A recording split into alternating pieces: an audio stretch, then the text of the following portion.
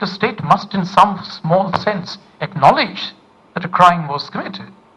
Then why is the next step not taken? And that is precisely because of this. We have a couple of cases, including one of a senior superintendent of police who, from our examination, we established was not even at the site of the killing, but thereafter claimed the gallantry medal which he got from the president. We, 2 years back, wrote to the President's Secretariat giving the full set of our proceedings and said that, look, the integrity of a gallantry award is completely vitiated if you have cases like this. But so far we don't know what has happened to that. Mr. Sinha, I want to know, in the Ishrat Jahan case, the Intelligence Bureau was involved.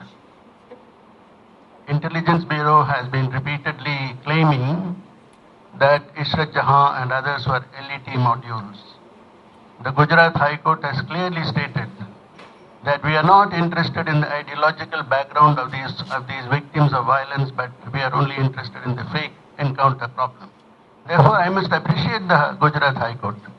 At the same time, the CBI, it seems to me, has done a very good piece of investigation, or at least trying to do a good piece of investigation, although the Home Ministry as well as the Intelligence Bureau have tried to influence the course of investigation by the CBI, but so far they seem to have failed.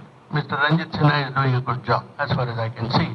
Although CBI also has been characterized by the Supreme Court as a caged parrot and so on, but I feel in this case, CBI is a law-bound organization, whereas the IB is not law-bound.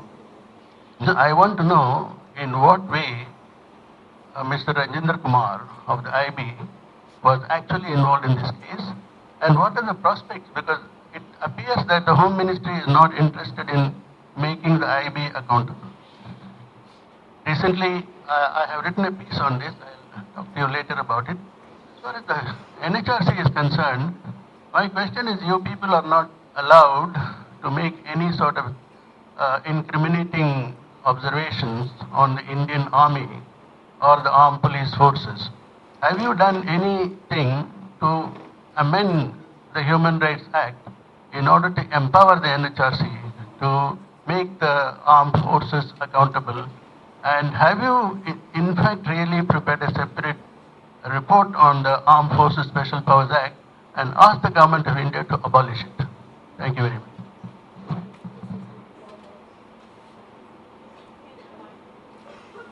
I had a question for Colin and for Mr. Pal. The question for Colin was the grounds on which the NHRC has been made a respondent in the Manipur case, and presumably it's for acts of omission and not following up on cases that were referred to them.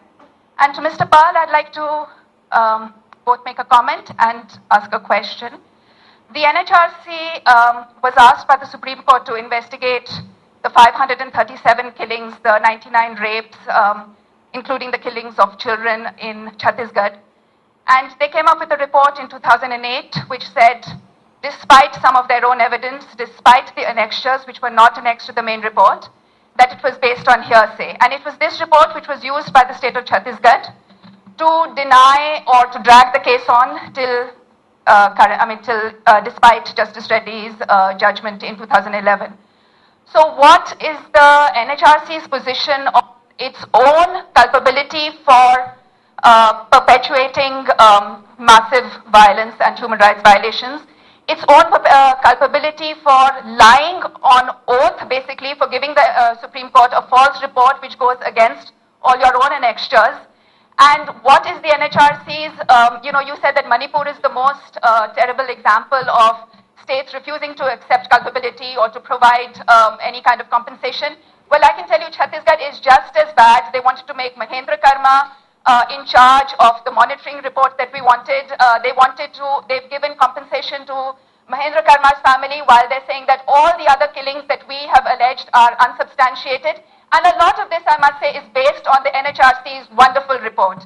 So what can the NHRC now do about its former report in the Chhattisgarh case? And what are you doing to take up these cases now? Thank you.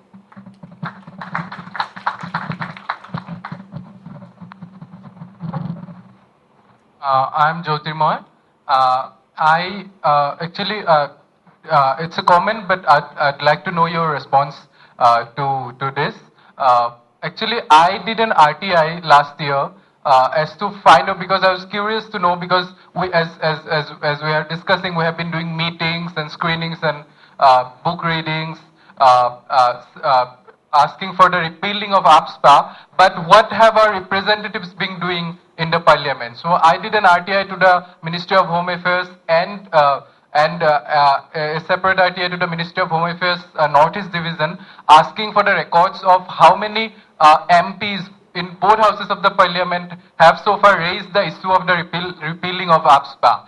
And what they did give me a list, and it is the list from 2004 to 2013, and almost many names are repeated. Many names are repeated. So it has been raised. The issue I counted was raised for this 9 years. It was raised only for 38 times, and the names are repeated. So I believe almost not more than 20 MPs. I have the list with me. Or not more than 20 MPs raised it in a span of 9 to 10 years. So I think that that the response from the people we represent to speak in the parliament is also very dismal, and it's time we talked about that too.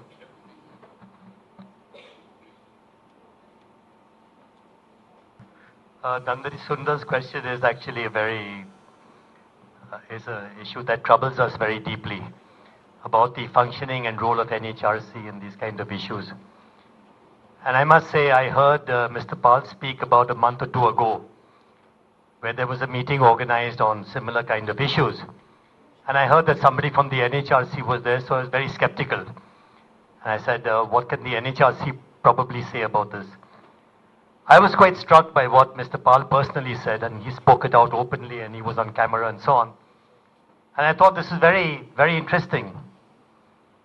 Because I have heard NHRC persons speak for the last 10 years, and I would say it's a miserable situation. Miserable.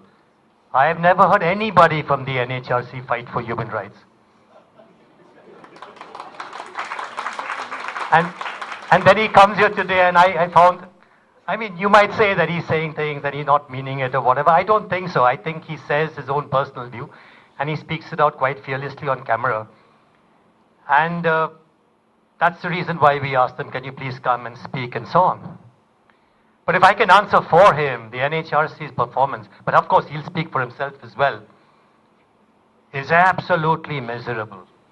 And the time has come for us to take this institution to task. Take it to task. Because these are very senior persons, very highly paid persons, occupying the rank of a Supreme Court, judges, getting the perks and perquisites and all the pomp of Supreme Court, standards. You travel aboard. And what do you do to people who get killed in Manipur? Or in Kashmir, or here and there, everywhere in the country? What are you doing? And I've got case after case where the NHRC is sending police officers to do investigation in cases in the Supreme Court where I would have preferred that they not intervene at all.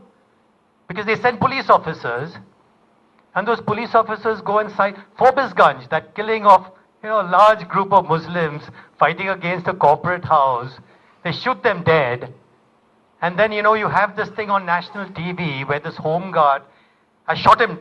He's lying on the ground, and then the home guard runs and stamps him on the face. In that case, the NHRC sent 3 policemen who said everything is fine. Okay, this one home guard should be punished, but everything else is fine. All these killings. Pregnant women, children, juveniles, shot dead over the construction of a wall by a corporate house. And they protested. Police opened fire. And the NHRC says it's fine. Nandini Sundar has serious grievance about Chhattisgarh, I know. But I've got case after case where they are sending policemen and doing this kind of stuff. I thought better that you close down and you don't interfere with my case, for God's sake. Because in defense of killing, the NHRC reports are now being produced. And I'm advising people, please don't write to the NHRC, then they'll send policemen, and then they'll give a report against you, and our case in the Supreme Court will get finished off. The fault started with the famous case in the Supreme Court where somebody said you can't have policemen on human rights commissions. And Justice Sabharwal, then Chief Justice, gave a dissenting judgment. There were two judges, gave a dissenting